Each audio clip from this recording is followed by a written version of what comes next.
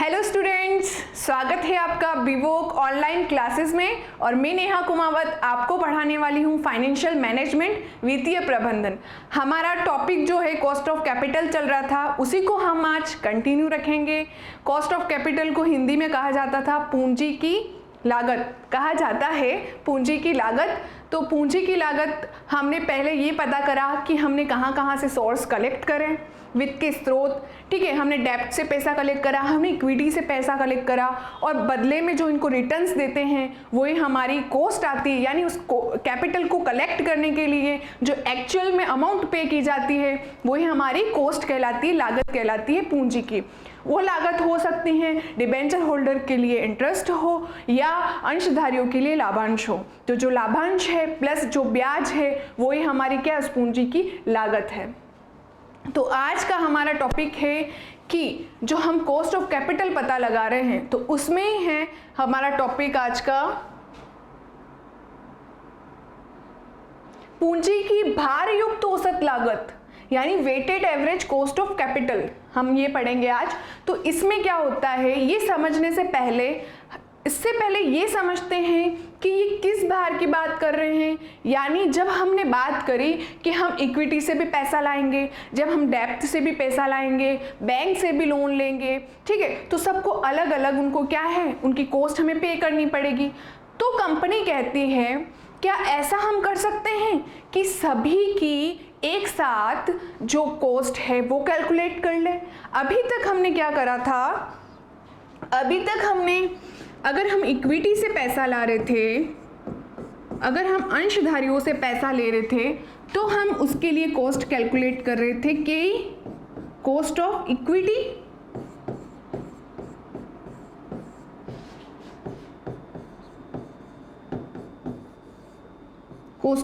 Calculate कर रहे थे।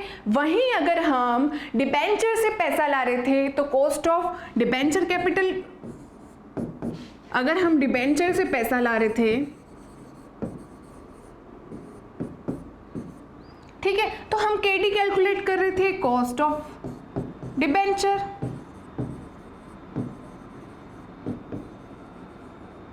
ठीक है, उसके साथ अगर हम प्रेफरेंस से पैसा ला रहे थे, पूर्वाधिकार अंशों से पैसा ला रहे थे, प्रेफरेंस शेयर से, तो वहीं हम उसकी कॉस्ट कैलकुलेट कर रहे थे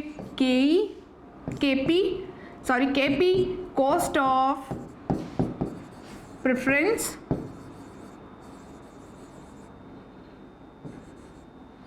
कॉस्ट ऑफ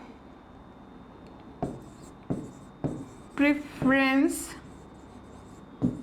शेयर कैपिटल। ठीक है, उसी तरह अगर हम रिटेन अर्निंग से पैसा कलेक्ट करते थे तो उसके लिए हम उसकी भी कॉस्ट निकालते थे। तो रिटेन अर्निंग, जब हम रिटेन अर्निंग की बात करते हैं, प्रतिधारित अंशों की बात करते हैं, तो हम KR कैलकुलेट करते थे, जहां पर KR कॉस्ट ऑफ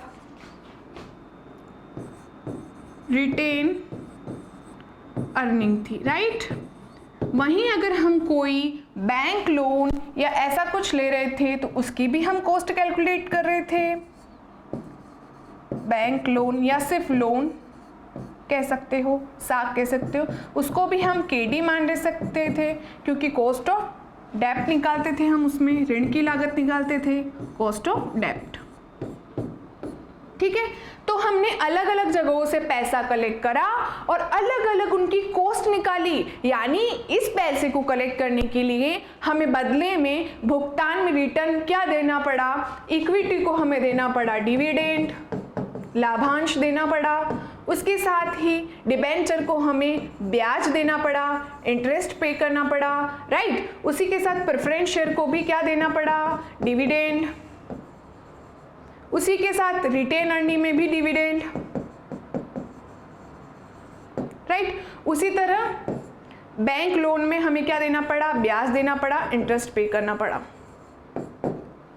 ठीक है, अब बात होती है जब हम अलग अलग इंडिविजुअल इन सब की कॉस्ट कैलकुलेट कर रहे थे, ठीक है, तो अलग अलग कॉस्ट कैलकुलेट कर रहे थे, तो हमें ये अंदाजा नहीं पता चल रहा था कि कंपनी में एक्चुअल में एक साथ कितनी कॉस्ट पे की जा रही है कैपिटल को लेकर। सपोज अगर कोई कंपनी है, उसका स्ट्रक्चर, उसकी पूंजी की संरचना अलग अलग है, यानी उसकी पूंजी की संरचना में अलग अलग तत्व लिए गए हैं, अलग अलग जगहों से पैसा लाया गया है, तो उस पैसे की एवरेज कॉस्ट कितनी पे करनी पड़ी, वो ही कहलाती है पूंजी की भार युक्त औसत लागत। जैसे कि इसमें मैं आपको एक और एग्जांपल देती हूं।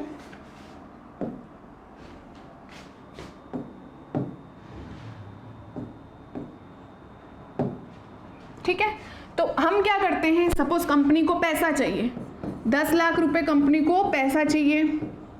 कंपनी ने क्या किया, इक्विटी वालों से भी पैसा लिया, इक्विटी होल्डर्स को कितना लिया, सपोज 2 लाख लिए, राइट, 2 लाख रुपए लिए, किससे लिए, इक्विटी होल्डर्स से।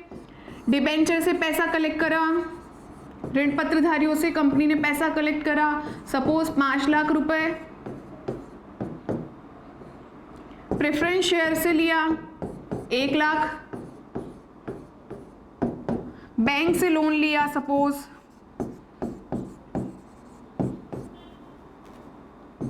2 लाख, तो कंप्लीट 10 लाख उसने क्या करा, कलेक्ट कर लिया। ये हो गई उसकी कैपिटल, उसने कलेक्ट कर दी।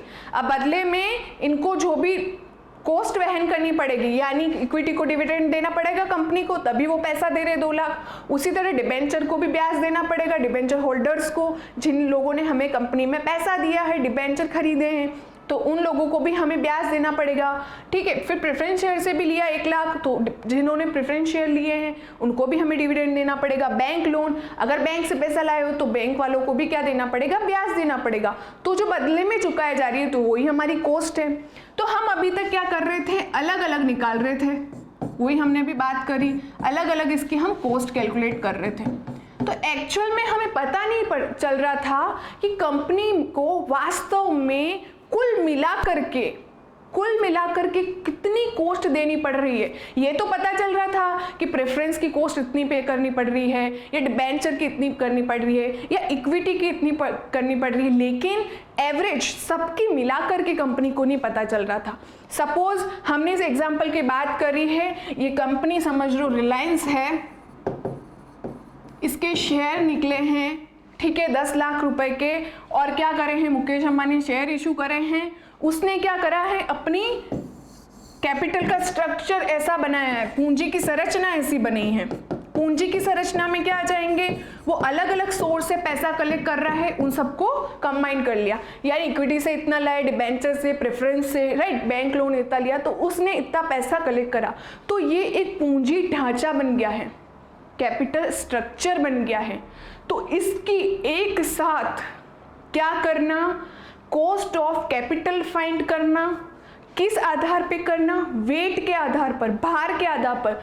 जो सबसे ज़्यादा है, सपोज ये 5 लाख ज़्यादा है तो इनको वेट देना इनके भार के अकॉर्डिंग। ठीक है, जैसे 5 ज़्यादा है तो इसको वेट मिलेगा, फिर इसको मिलेगा, ये दोनों इक्वल है तो दोनों को इक्वल मिल जाएगा, ये है। तो वेट के आधार पर हम क्या कर रहे हैं, वेट दे रहे हैं, और सबकी एक साथ हम कॉस्ट ऑफ कैपिटल निकाल रहे हैं। अभी तक हमने इंडिविजुअल निकाली, अब एक साथ निकाल रहे हैं। मैम, एक साथ निकालने का क्या कारण है? जब इंडिविजुअली हमें पता चल रही है कि अलग अलग हमें पता चल रही है कि इसकी कॉस्ट ऑफ कैपिटल इतनी है, तो अलग निकालने का क्या कारण है? तो अलग निकालने का ये कारण है कि जब हम एक साथ सबकी कॉस्ट ऑफ कैपिटल फाउंड करेंगे, सपोज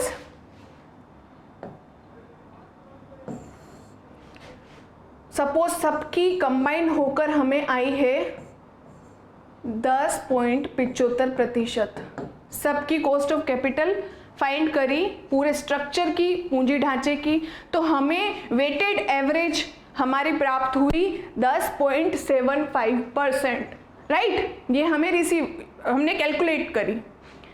तो क्या होता है कि सपोज हमें पता चला कि हमारे इस फाइनेंशियल ईयर में 10% की ही अर्निंग हुई है, इतना ही प्रॉफिट कमाया है कंपनी ने, लेकिन उसकी कॉस्ट कितनी आ गई, 10.75। तो कंपनी इस सिचुएशन में लॉस में चल रही है और वो क्या टेक्निक अपनाएगी कि वो जो इक्विटी शेयर होल्डर्स हैं उनको क्या करेगी, इस वर्ष लाभांश का भुगतान नहीं करेगी, क्योंकि उसकी जो कॉस्ट है वो ज़्यादा हो रही है बजाय उसकी अर्निंग के, बजाय उसके लाभ के। इसीलिए average cost of capital found की जाती है अकॉर्डिंग टू वेट। राइट, यहाँ तक क्लियर है। एक एग्जांपल और दे देते हैं आपको। जब हम बात कर रहे हैं अलग अलग जगह से हम सोर्स से पैसा कलेक्ट कर रहे हैं, वो इक्विटी हो सकता है, वो प्रेफरेंस हो सकता है, वो डिबेंचर हो सकता है, वो बैंक लोन हो सकता है, वो रिटेन अर्निंग हो सकती है। ठीक है, जब हमने इनकी पूरी कैपिटल वेटेड एवरेज के अकॉर्डिंग कॉस्ट निकाली है तो वो आ गई सपोज 11%। अलग अलग तो सबकी अलग थी, सपोज इसकी 10 है, इसकी 9 है, इसकी 11 है, इसकी 9.5 है, इसकी 8 है, लेकिन जब हमने एवरेज कैलकुलेट करी सपोज तो वो 11 आई। तो हमें इससे क्या पता चला कि जिस फाइनेंशियल ईयर हमें अर्निंग हुई है या हमें प्रॉफिट हुआ है वो ओनली 10% ही हुआ है। तो कंपनी को डिसीजन लेने के लिए इस मेथड का यूज़ करना होता है। वो इस मेथड का यूज़ करती है कि अगर उसकी अर्निंग 10% है जबकि उसकी कॉस्ट ऑफ कैपिटल कौन सी वाली, वेटेड एवरेज, सब मिलाकर कुल मिलाकर वो हो रही है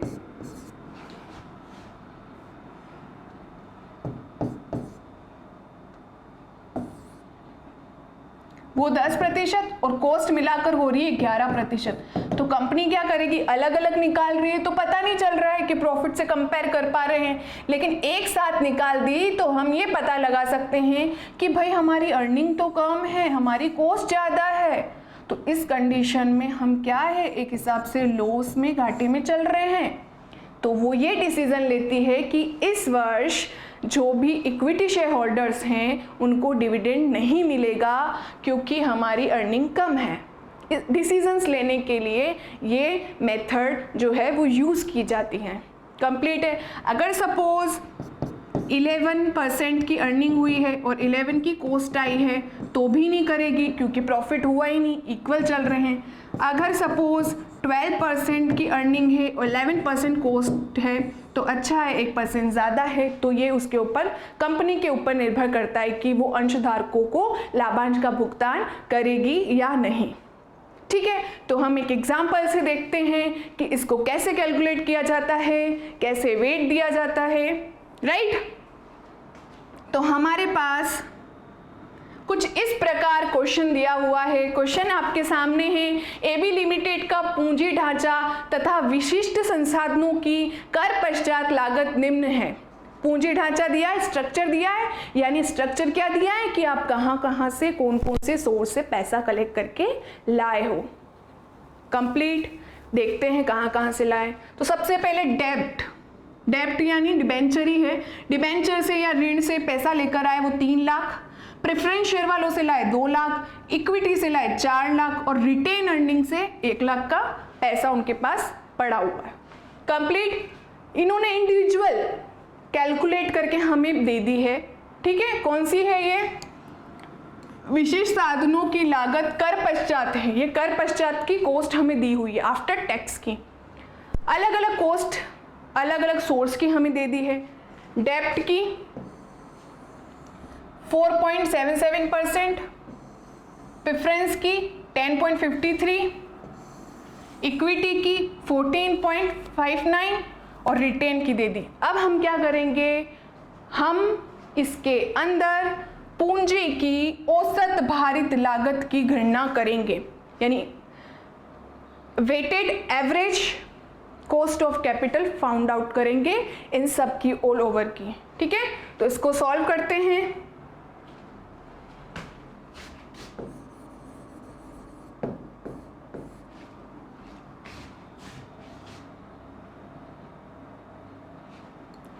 पूंजी की औसत भारित लागत की गणना।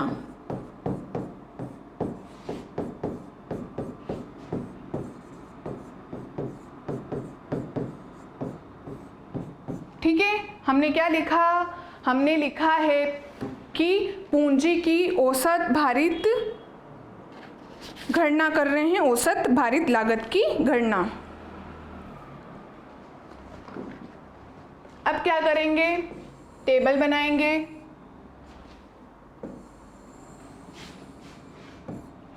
सबसे पहले फर्स्ट आएगा सोर्स, किन सोर्सों से पैसा कलेक्ट करा है। सपोज हमारे क्वेश्चंस में दिए ही हुए हैं सोर्सेज, तो सोर्सेज आ जाएंगे।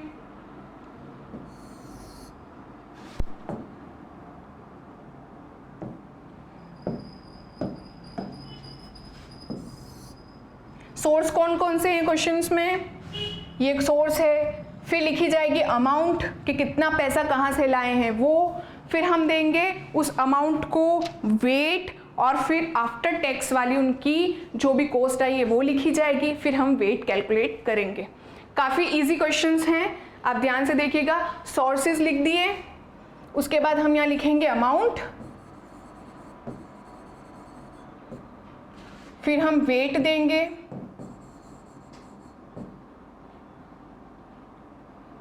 ये सपोज 2 है, ये सपोज 3 है, और ये 1। ठीक है, कैलकुलेशन में इजी रहेगा। उसके बाद क्या करा जाएगा? जो आपकी कॉस्ट है, कॉस्ट ऑफ कैपिटल जो है अलग अलग निकाली गई है आफ्टर टैक्स वाली, वो लिखी जाएगी। ठीक है, और उसके बाद यहाँ कैलकुलेट होगा एवरेज वेटेड। क्या है average weighted? Cost of average weighted, या वेटेड कॉस्ट भी लिख सकते हैं। हम यहाँ लिख देते हैं वेटेड कॉस्ट, क्योंकि हम वेट लगा के फाउंड आउट करेंगे।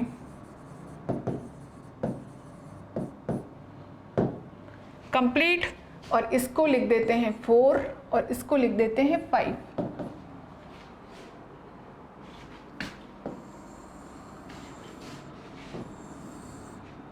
अब हम क्या करेंगे? जो डेटा दिया है वो लिखेंगे। सबसे पहले क्या है हमारे पास?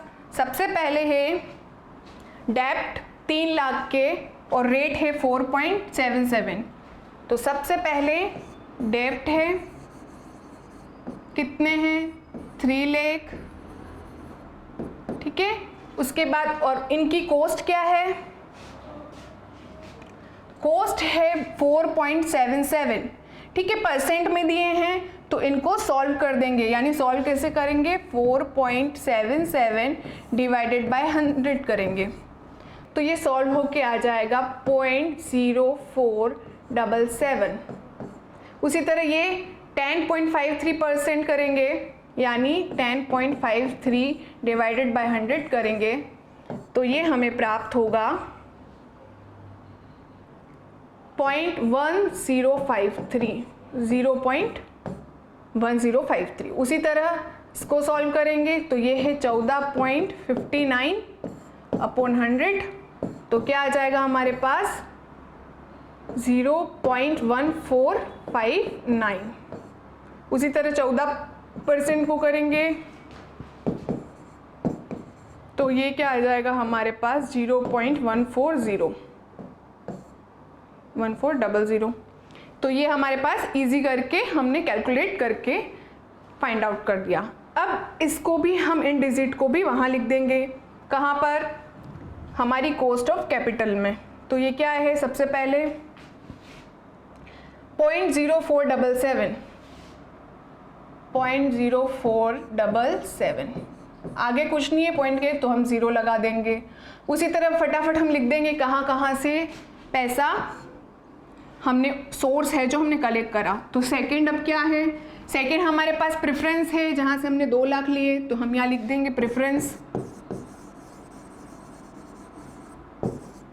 कितना लिया है, 2 लाख, 2 लाख लिख देंगे। और इसको कॉस्ट कितनी पे करी हमने, कॉस्ट एक्चुअल में इसको 10.53, लेकिन ये परसेंट में है तो हम इसको लिखेंगे 0.1053, 0.1053। ठीक है, उसी तरह हम क्या करेंगे, इक्विटी से लिया है 4 लाख, तो लिख देंगे इक्विटी से लिया है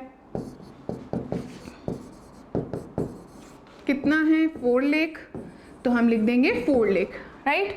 फिर इसकी कॉस्ट कितनी आई है, कॉस्ट आई है 14.59, जिसको हमने सॉल्व करा है तो आएगा 0.1459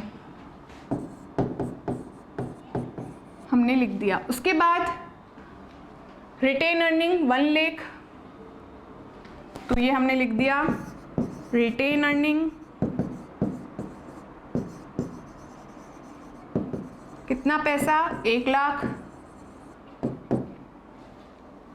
10 लाख लिया और वो है 14% पर, तो 0.400 आ जाएगा। ये देखिए 14% है, जिसको हमने सॉल्व करके लिखा, यानी परसेंट में है, हमने इसको क्या करा है, सॉल्व कर दिया है, डिवाइडेड बाय 100 कर दिया है, और 10 लाख का टोटल कितना इन्होंने सोर्स कलेक्ट करा है। ठीक है, अब हम क्या करेंगे, हम वेट निकालेंगे अकॉर्डिंग सोर्सेस कैपिटल है। इसमें हमारे पास जो अमाउंट है उसको हम वेट देंगे। वेट कैसे देंगे, या तो आप जो सबसे ज़्यादा अमाउंट है उसको वेट दे दो, या सिंपल सा हम क्या करेंगे, हमारे पास टोटल अमाउंट कितनी है, 10 लाख है। ठीक है, तो हम क्या करेंगे, 3 लाख डिवाइडेड बाय 10 लाख करेंगे तो 0.3 आएगा। ठीक है, फिर 2 लाख डिवाइडेड बाय 10 लाख करेंगे तो 0.2 आएगा। 4 लाख डिवाइडेड बाय 10 लाख करेंगे तो हमारे पास आएगा 0.4। उसी तरह 1 लाख डिवाइडेड बाय 10 लाख करेंगे तो 0.1 आएगा। तो आप जब देखेंगे तो आप देखेंगे कि इनको वेट अपने आप मिल गया। अगर हम बात करते हैं सबसे ज़्यादा कौन है, 4 लाख, तो उसको सबसे ज़्यादा वेट मिल गया। उसके बाद 3 लाख है, उसको मिल गया। उसके बाद 2 लाख है, फिर उसको मिल गया। फिर 1 लाख है तो फिर उसको मिल गया। तो वेट दे दिया अकॉर्डिंग टू देयर वैल्यूज़ के अकॉर्डिंग हमने वेट दे दिया, जो ज़्यादा वैल्यू उसको ज़्यादा वेट दे दिया। ठीक है, अब क्या करेंगे, हमने वेट दे दिया, उसके बाद जो हमारा 3 है वो वेट है और जो हमारी कॉस्ट ऑफ कैपिटल है वो 4 है। तो 3 मल्टीप्लाई बाय 4 करेंगे तो 5 आ जाएगा, यानी वेटेड आ जाएगा, वेटेड कॉस्ट आ जाएगी। तो इसकी वेटेड कॉस्ट की जो टोटल होगी वो जब हम परसेंट में कन्वर्ट करेंगे वही हमारा आंसर होगा। तो हम इसको मल्टीप्लाई कर लेते हैं। किसको करना है हमें मल्टीप्लाई, 3 मल्टीप्लाई 4 करना है, राइट। तो हम क्या करेंगे, सबसे पहले 0.3 मल्टीप्लाई 0.0477, तो ये आ जाएगा 0.01431। जब इन दोनों को मल्टीप्लाई करा तो ये प्राप्त हुआ। 3 × 4, 3 ये है, 4 ये है और 5 आ जाएगा। अब 0.2 को मल्टीप्लाई करना है 0.1053, तो वो हमें प्राप्त होगा 0.02106। ठीक है, अब 0.4 को मल्टीप्लाई करना है 0.1459, तो ये आ जाएगा 0.05836। कंप्लीट है। फिर 0.1 को मल्टीप्लाई करेंगे 0.1400, तो हमें प्राप्त होगा 0.014। अब इन सब की टोटल कर देंगे, जो हमारे पास वेटेड कॉस्ट आई उसको टोटल कर देंगे। तो टोटल करेंगे सबसे पहले 0.01431 मल्टीप्लाई 0.02106 मल्टीप्लाई 0.05836 मल्टीप्लाई 0.014, तो हमारे पास आ जाएगा टोटल 10 पॉइंट, हमारे पास टोटल आएगी .10773 ये डिजिट आ जाएगी जब हम इसको प्लस कर देंगे। कंप्लीट है यहाँ तक। अब क्या करना है, ये तो परसेंट में है नहीं, इसको परसेंट में कन्वर्ट करने के लिए 100 से मल्टीप्लाई कर देंगे। तो 100 से मल्टीप्लाई करेंगे तो हमारे पास आएगा 10.773%। तो हमारी जो है कोस्ट, वेटेड एवरेज कोस्ट कितनी आ गई, 10.773। अलग अलग तो दी हुई थी क्वेश्चन में कि भाई डेप्थ को 4.77% है, प्रेफरेंस की 10.53 है, इक्विटी की 14.59 है और रिटेन की 14 है। भाई कंपनी को डिसीजन लेना है, मैनेजर को, फाइनेंशियल मैनेजर को, कि हमें आप एक सबकी मिला के एवरेज बता सकते हो कि हाँ इतनी कॉस्ट आई है कैपिटल की। तो हमने क्या करा, इस फॉर्मूले के माध्यम से, इस मेथड के माध्यम से, कौन सी मेथड,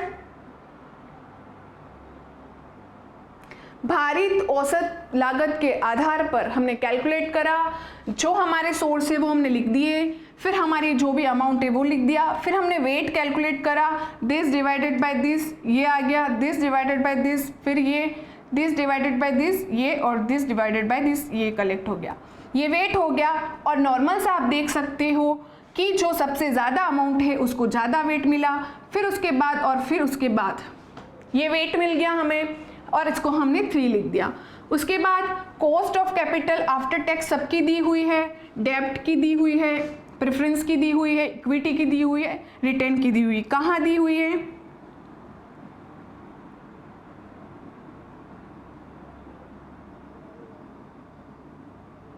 ये दी हुई है, राइट। हमने ये परसेंट में दी हुई है, इसको हमने सॉल्व कर लिया, डिवाइडेड बाय 100 करके सबको कैलकुलेट कर दिया और उसको हमने हमारी टेबल में लिख दिया। अब हमने क्या करा, 3 मल्टीप्लाई बाय 4 करा। 3 क्या था, हमने जो वेट दिया वो और जो सबकी अलग अलग कॉस्ट है वो, उनको मल्टीप्लाई करके लिख दिया और एंड में उसको परसेंट में कन्वर्ट कर दिया और टोटल करा तो आया 10.733। यानी सबकी, जिसमें डिबेंचर इंक्लूड है, प्रेफरेंस इंक्लूड है और साथ ही साथ इक्विटी और रिटेन भी इंक्लूड है, तो उन सब की एवरेज कितनी आई, 10.733। तो कभी कंपनी को डिसीजन लेना हो कि बता सबकी एवरेज कितनी आई, तो फटाफट देखा जाएगा, सबको वेटेड देकर कैलकुलेट कर देंगे, 10.773 आई है। और इंडिविजुअल तो सबके अलग अलग है ही है, और वो हमने सीख भी लिया था कि अलग अलग हम वेटेड जो अलग अलग है कॉस्ट ऑफ कैपिटल कैसे फाउंड करते हैं विद फॉर्मूला।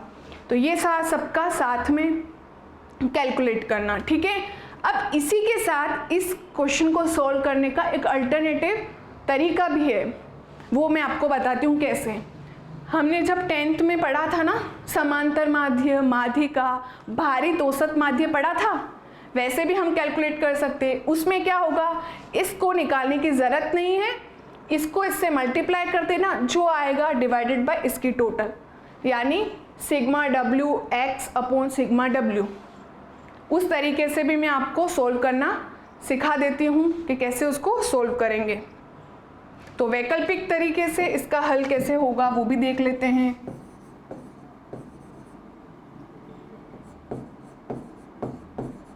वैकल्पिक,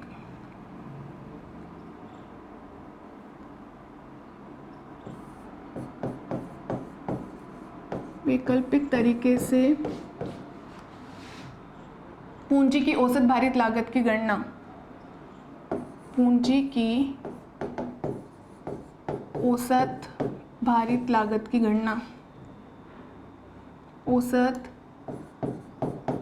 भारित लागत की गणना, ठीक है। टेबल बना देंगे, सोर्स है वो लिख देंगे, कहाँ कहाँ से पैसा आया है वो लिख देंगे। उसके बाद अमाउंट लिखेंगे, अमाउंट क्या है, ठीक है, एक बार लिख लेते हैं। डेप्ट 3 लाख, डेप्ट है 3 लेके, ठीक है। उसके बाद लिख दी जाएगी cost, cost of capital after tax वाली, सबकी इंडिविजुअल वाली, राइट, उसको लिख देंगे। उसको वो क्या थी 0.0477, ठीक है। उसके बाद क्या है प्रेफरेंस शेयर, तो ये हम लिख देंगे यहाँ प्रेफरेंस शेयर।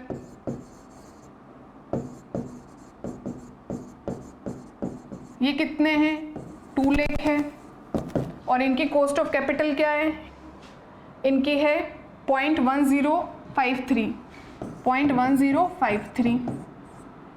उसके बाद कौन है, इक्विटी है। इक्विटी कितना है, आई थिंक 4 लाख है, 4 लाख लिख देंगे। ये अल्टरनेटिव तरीका है सीखने का, इसमें रेट है 0.1459, ठीक है। लास्ट है रिटेन अर्निंग। रिटेन अर्निंग से 1 लाख लिया है, ठीक है, और उसकी कॉस्ट कितनी है 0.140। हमने यहाँ तक तो वेटेड में भी देख लिया था। अब हमें क्या करना है, जो मैंने बताया आपको, जब हम 10th क्लास में सीखते हैं ना भारित औसत माध्य निकालना, तो उसमें क्या करते हैं हम क्या करते हैं, जो फ्रिक्वेंसी होती है ना उस तरीके से उसको मल्टीप्लाई करते हैं, या फिर आप कह सकते हो कि उसको सॉल्व करने के लिए हम क्या करेंगे, अमाउंट को W और आफ्टर टैक्स वाली कॉस्ट को X कर देंगे, W मल्टीप्लाई X कर देंगे, यानी इसको हम W कह सकते हैं, वेट के अकॉर्डिंग इसको हम X मान सकते हैं, और यहाँ आ जाएगी वेटेड कॉस्ट। कैसे आएगी, W मल्टीप्लाई X, यानी इसको मल्टीप्लाई करेंगे इससे तो ये आ जाएगी। तो हम कर लेते हैं मल्टीप्लाई, कैसे करेंगे, 3 लाख जो दिया हुआ है आपके पास उसको मल्टीप्लाई करना है, 3 मल्टीप्लाई 3 लाख मल्टीप्लाई 0.0477, तो आपके पास आ जाएगा 14310, ठीक है। हमने क्या करा, 3 लाख को इंटू करा 0.0477, तो हमारे पास ये डिजिट आ गई 14,310। अब हम क्या करेंगे, 2 लाख को इंटू करेंगे 0.1053, तो हमारे पास डेटा आएगा 21,060 का। उसके बाद हम मल्टीप्लाई करेंगे 4 लाख को 0.1459, तो हमारे पास आएगा 58,360, ठीक है।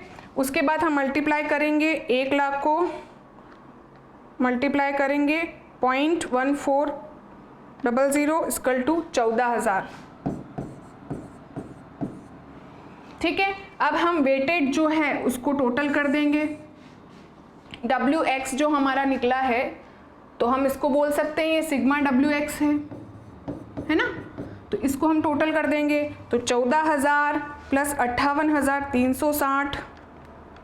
सबसे पहले क्या है 14,310, उसको ऐड करा 2160 में, फिर ऐड करा 58,360, फिर ऐड करा 14,000, तो हमारे पास आया 1,07,730। ये सिग्मा WX है, और ये सिग्मा X हो जाएगा, इसको ऐड कर ले तो कितना हो जाएगा, ये कैलकुलेट कर लेते हैं, 0.0477 प्लस 0.1053 प्लस 0.1459 प्लस 0.400, तो ये आ गया हमारा 0.4389, ठीक है। अब आपको पता ही है हमारा फॉर्मूला क्या होता है वेटेड का, तो वेटेड कॉस्ट का फॉर्मूला होता है, तो सिग्मा W की टोटल करेंगे, वो हमें पता है 10 लाख है, तो आपको पता होगा फॉर्मूला चलता है sigma WX upon sigma W, right. तो हम क्या कर देंगे, सिग्मा डब्ल्यू एक्स की टोटल कितनी है 1,07,730 डिवाइडेड बाय कर देंगे सिग्मा डब्ल्यू कितना दिया हुआ है 10 लाख, तो ये लिख देंगे 10 लाख, ठीक है। 773 ये आएगा और इसको हम क्या करेंगे, कन्वर्ट कर देंगे परसेंट्स में, कन्वर्ट कर देंगे परसेंट में, यानी मल्टीप्लाई कर देंगे 100 से, तो हमारे पास आ जाएगा 10.773% की रेट आ जाएगी, राइट। तो हमने क्या करा, इसमें बहुत इजी था ये अल्टरनेटिव टेक्निक है जिसको हम ले सकते हैं। अमाउंट लिखी, कॉस्ट ऑफ कैपिटल हमने निकाल ही ली थी, हमें पास गिवन था, हमने इसको परसेंट में दे रखी, इसको सॉल्व करा था। इसके बाद वेट कॉस्ट निकाली, इन दोनों को मल्टीप्लाई कर करके, ठीक है। इसको हमने सिग्मा डब्ल्यू एक्स दे दिया, इसको हमने सिग्मा डब्ल्यू दे दिया। Formula sigma W x upon sigma W होता है, जो हमने समांतर माध्यम माध्यिका में सीखे थे, 10th क्लास में आपने सीखे हो तो आपको याद होगा, वही यूज़ करना है। उसको फिर यहाँ ये वाली जो हमारी सिग्मा डब्ल्यू एक्स है यहाँ डिजिट लिखी, उसके बाद सिग्मा डब्ल्यू है वो यहाँ लिखा, इसको सॉल्व करा तो हमारे पास आंसर आया 10.773%। तो इस तरीके से भी हमने वैल्यू कैलकुलेट कर दी average weighted cost of capital. और जो हमने यहाँ पर सीखा वो भी है, दोनों तरीके हैं, आंसर सेम आए हैं, तो आपको दोनों मेथड सीखनी है। तो आज की क्लास में हमने क्या क्या पढ़ा, आज की क्लास में हमने इसी के बारे में चर्चा करी कि इसको क्या कहते हैं। तो एक पूरे ढांचे की पूंजी संरचना की एक साथ हमको कॉस्ट ऑफ कैपिटल ज्ञात करके कौन देता है, वो देती है ये मेथड, उसका नाम है weighted average cost of capital. और हमने दोनों विधियों से सीखा, एक तो वेट देकर और दूसरा हमने sigma W x upon sigma W के माध्यम से अल्टरनेटिव तरीके से भी सीखा। तो आज की क्लास यहीं समाप्त करते हैं, मिलते हैं नेक्स्ट क्लास में नए टॉपिक के साथ, तब तक के लिए धन्यवाद।